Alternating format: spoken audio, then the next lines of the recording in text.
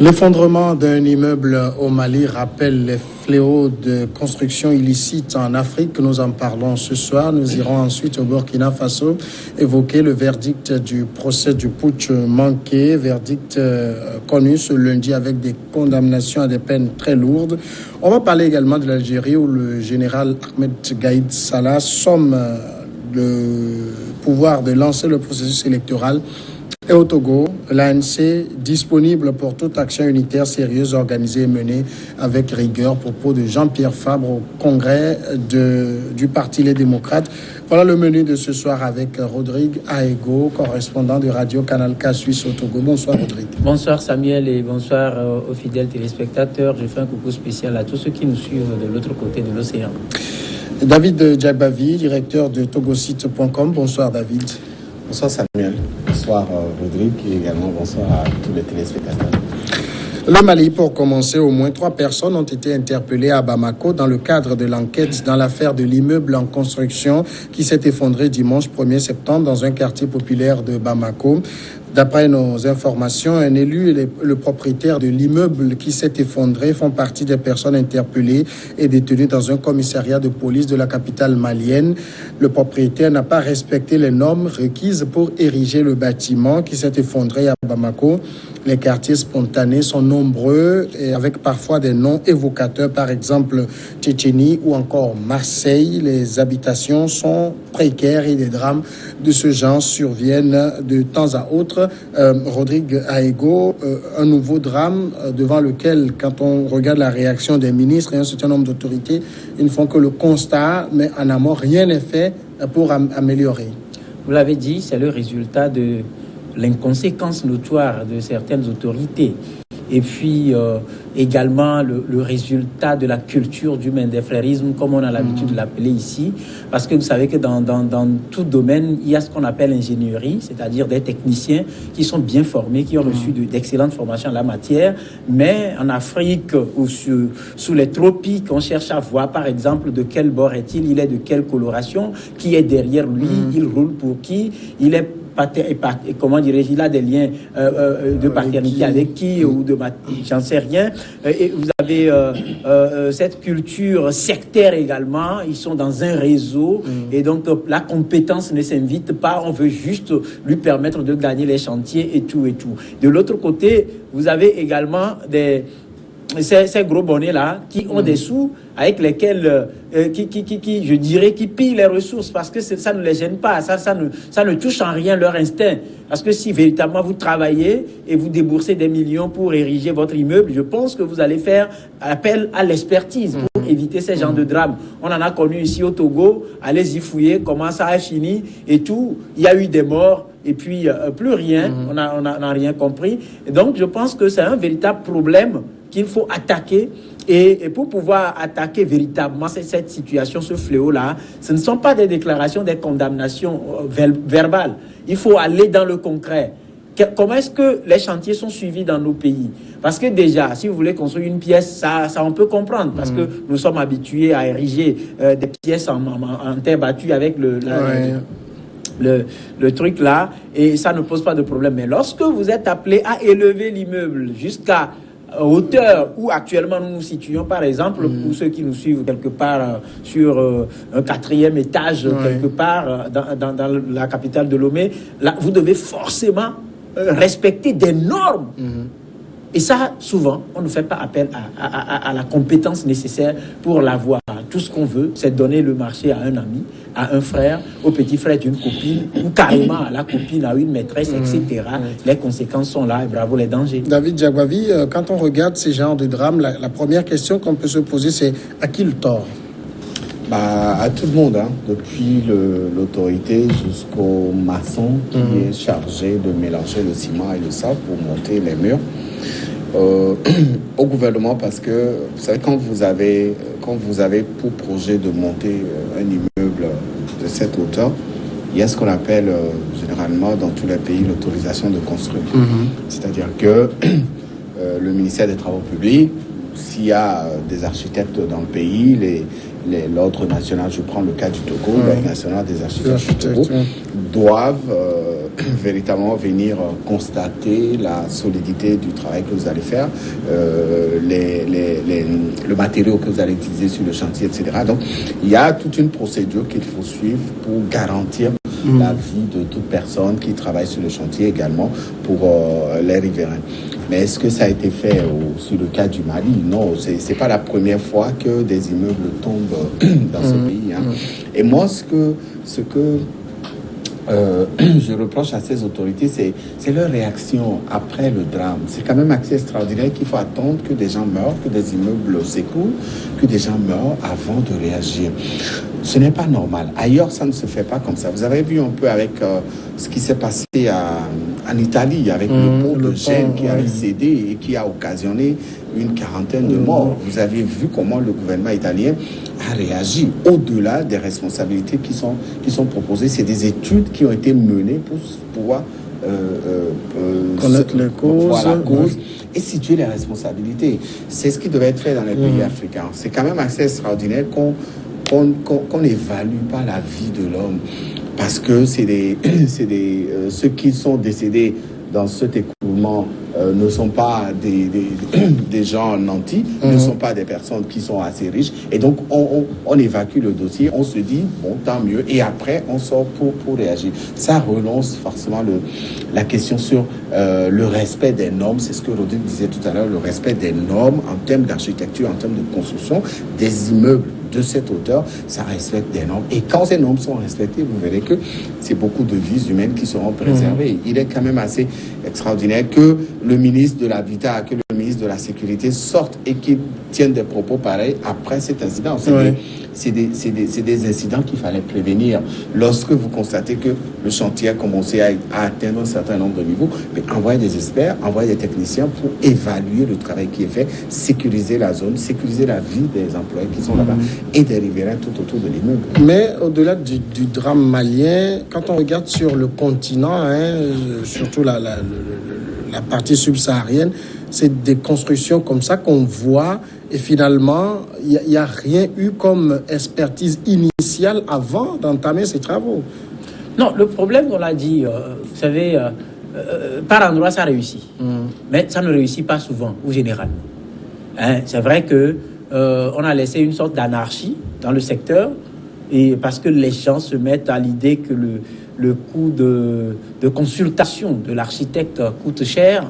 Et donc, voilà, on veut faire avec un petit maçon qui n'a même pas fini son apprentissage et qui, par des raccourcis, se fait appeler, comment on les appelle déjà, des entrepreneurs. Des entrepreneurs. Et voilà, on les sollicite pour... Et puis voilà, c'est parti. Voilà, on vient, on dit à Rodrigue, attends, ta maison là, elle est belle, qui te l'a construit? Bah, c'est mon petit frère. Il dit, d'accord, moi aussi j'en veux, et puis il va me faire un truc comme ça. Alors, souvent, il y a comment dirais-je, des propriétaires de ces chantiers qui demandent aux maçons ou aux entrepreneurs, on n'a pas assez d'argent, essayez de voir à peu près le dosage. Ça se fait ailleurs. Et vous prenez, il y a certains maçons, par exemple, aussitôt qu'on lui donne le chantier, lui, il a déjà le plan de construction de son propre chantier également. Parce que eux, ils ne sortent jamais leur sous propre à eux pour construire leur maison. Ils surfent sur les petits chantiers, tout et tout. Et donc, quand tu achètes 20 tonnes de ciment, il divise ça en deux, il amène 10 sur son chantier et il est obligé d'utiliser 10 pour ton travail. Et si, par exemple, avec un paquet de ciment, il doit fabriquer, par exemple, 25 parpaings de 15, il te fabrique au moins 35, 40, 45, 50. Donc, il faut déjà voir la qualité même de ces parpaings qui seront utilisés pour l'élévation du mur. Maintenant, vous prenez par exemple les poteaux. Si je prends l'exemple de l'immeuble qui s'est écoulé entre-temps à Madarome il y a quelques années, on ne peut pas comprendre qu'avec une barre de 8, on construise le poteau, on érige le poteau d'un immeuble de cette hauteur-là. C'est inadmissible. Donc, aujourd'hui, il n'y a pas de contrôle, comme on le dit, il n'y a pas de contrôle. Et puis souvent, je me réjouis que ça se rattache également à la corruption. Pourquoi? Parce que souvent, on peut par exemple envoyer un technicien sur place pour faire pour évaluer à peu près. D'abord, il faut avoir une idée sur la capacité même du sol à supporter l'immeuble en question. De cette hauteur-là. Donc, on envoie le gars, le bonhomme, il est mal payé, par exemple, peut-être il n'est jamais payé, ainsi de suite et tout. Il a l'occasion, un petit douanier entre griffes lui glisse, par exemple, 1 million, il ferme les yeux rapidement, le dossier est produit nuitamment, et quand lui, il passe par des circuits des réseaux pour donner à manger à X, à Y, Z. Demain, le permis de construire sort, et c'est le chantier qui évolue. Alors, quand vous prenez, par exemple, cette façon de faire, ce n'est pas gai pour nous de le dire. Parce que ça permet à ceux-là, ils estiment que ça leur permet de manger. Mais du moment où ça contribue à accélérer le départ sur terre de certains de façon catastrophique, nous sommes obligés de les interpeller pour leur dire, écoutez messieurs, il faut arrêter. On a au Togo ici, par exemple, entre-temps, c'est courant encore. Vous entendrez dire, même la construction d'infrastructures routières, on en a confié à un photographe. Entre griffes. Par exemple, il y a des chantiers que les gens gèrent qui ne sont pas qualifiés. Mais c'est des chantiers étatiques. Comment tu peux comprendre ça? Il y a par exemple la matière de passation de comment vous les appelez, de marchés publics, par exemple, en matière de construction. Il y a des gens qui gagnent ces marchés-là. Et demain, on te dira qu'il n'est pas qualifié. Parce qu'on ne sait même pas là où il a commencé par apprendre le métier pour en finir. Et puis, souvent aussi, il y a des gens qui sont dans l'administration publique, qui ont créé des entreprises bidons pour sous-traiter avec l'État. Et donc, ils ont pris leurs petits frères, etc. C'est une vaste problématique. Mais s'il y a la volonté, on peut s'attaquer à ça. Je prends l'exemple du Togo et je dis qu'au Mali, c'est pareil. Sinon, des autorités ne peuvent pas attendre, comme David l'a dit, qu'il y ait drame avant de sortir, bomber les torses et faire des déclarations pompeuses qui ne font que... David, j'évoquais quand même la question de l'urbanisation tout à l'heure avec Gilbert Limazi, qui était mon invité. Et du constat général, c'est qu'il y a un manque d'information des populations, par exemple sur le permis de construire, mais ça ne coûte rien. Mais les gens ne le savent pas. C'est 100 francs le mètre carré, mais les gens ne le savent pas. Oui, et c'est la faute à l'Ordre national des architectes du Togo. C'est à eux de passer l'information, c'est à eux de sensibiliser. Moi, je me rappelle au temps de l'ancien président Feu Sebou, grand architecte de ce pays, la question avait été évoquée. Et aujourd'hui, lorsqu'on vous dit que le permis de construire est un document qui devrait normalement vous autoriser à lancer la première pioche, il faut comprendre que si ça ne se fait pas, c'est parce que des gens ont leur intérêt. Comment se fait-il qu'on vous dit qu'avant de monter votre mur, vous devez disposer d'un permis de construire? Vous n'avez pas ce permis de construire, mais vous ouvrez votre chantier. Ça veut dire que l'État est... Mais déjà, c'est que les gens ne savent même pas qu'ils devraient avoir ça avant de commencer. Oui, parce que les gens ne veulent pas savoir.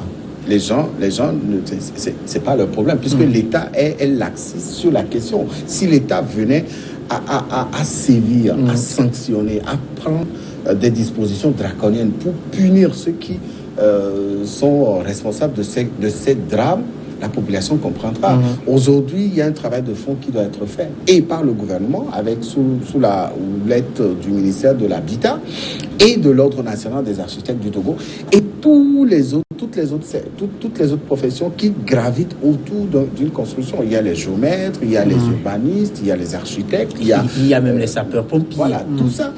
Et ce travail doit se faire en synergie. Aujourd'hui, il faut que la population togolaise comprenne que c'est pour son bien aussi de disposer d'un permis de construire avant de lancer un chantier. Et là, vous êtes préservé, vous êtes protégé par la loi et par les assurances. Si vous ne disposez pas de ces papiers et qu'il y a drame sur votre chantier, ça veut dire qu'il y a un problème. Alors, l'ONAT a un gros travail à faire. Et c'est de la responsabilité des architectes. Puisque c'est ces architectes qui construisent ces maisons. Comment moi, je suis architecte, un client me donne un chantier et que ce client ne me présente pas un permis de construire, mais je ne valide pas la commande.